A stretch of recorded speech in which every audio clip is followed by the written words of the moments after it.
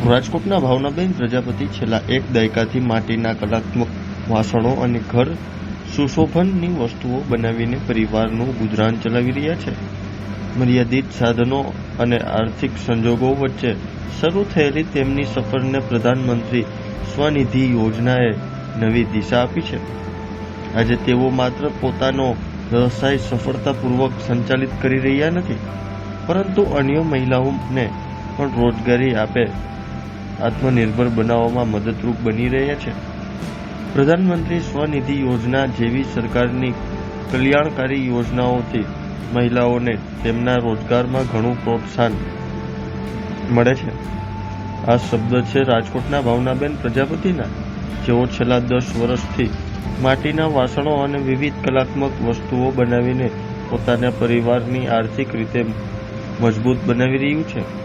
વડાપ્રધાન નરેન્દ્ર મોદીના નેતૃત્વના 12 વર્ષ પૂર્ણ થવાના અવસરે દેશભરમાં વિકાસ અને જલકલ્યાણની વિવિધ પહેલોની ચર્ચા થઈ રહી છે.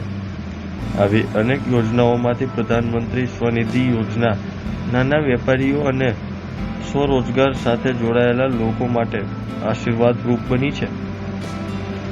રાજકોટના ભાવનાબેન પ્રજાપતિની સફળતા ગાથા આ યોજનાની સકારાત્મકતાનું જીવંત ઉદાહરણ બન્યું છે. ભાવનાબેન પોતાના પતિ અને દીકરી સાથે મળીને માટીના વાસણો, દીવા, શણગારની વસ્તુઓ અને અન્ય કલાત્મક ચીજ વસ્તુઓને તૈયાર કરે છે. શરૂઆતના દિવસોમાં મર્યાદિત મૂડી અને ઓછી આવકને કારણે તેઓ પોતાના વ્યવસાયને વધુ વિકસાવી શકતા ન હતા. ત્યારે જુઓ મારો ખાસ અહેવાલ.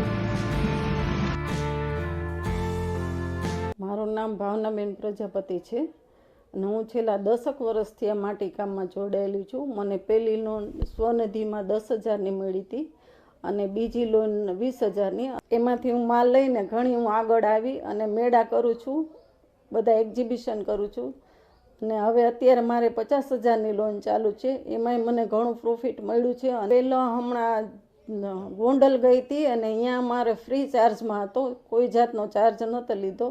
બીજો મેળો જેતપુરમાં કર્યો, એમાંય ફ્રી ચાર્જ હતો, એમાંય કોઈ જાતનો ચાર્જ નહોતો લીધો. અને હવે જુનાગઢ ગઈ હતી, અહીંયા થોડુંક મિનિમમ 3,000 થી 4,000 ચાર્જ હતો.